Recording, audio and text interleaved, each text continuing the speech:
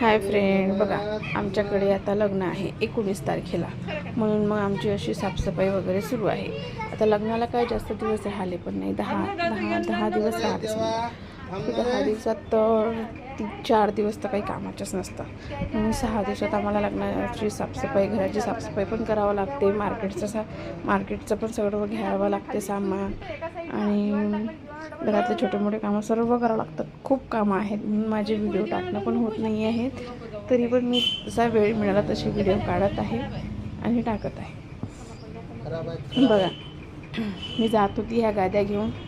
आम्ही समोरच रूम घेतलेली आहे तिथं भाड्याने, तिथं सर्व पसारा ठेवायसाठी, कारण की लग्नाच्या वेळेस तर घर रिकामच पाहिजे ना, पाहुणे वगैरे येतात.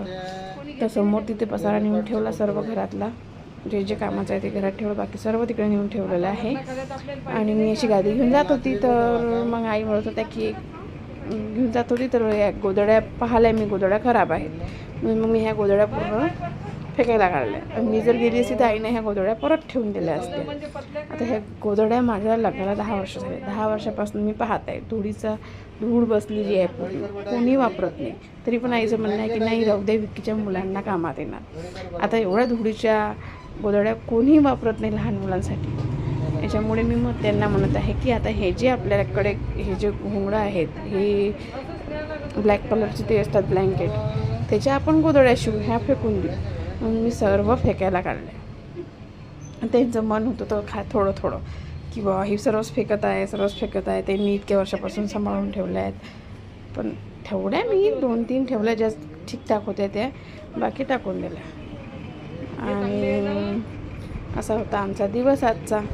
आणि माझ्या मुलांचं नंतर मग इकडून आलो, स्वयंपाक वगैरे तर काहीच केला आज, थकल्यामुळे आम्ही जेवण वगैरे केलं. मग हे आले ड्युटीवरून, यांनी जेवण वगैरे केलं, आम्ही आराम केला, झोपायला गेलो.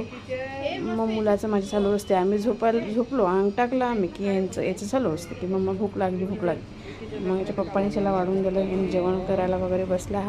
हा जेवत आहे आणि मस्त लेटलेली आहे. असा आहे तर आजचा माझा दिवस. चला भेटू मग उद्या. आता तोपर्यंत बाय, गुड नाईट.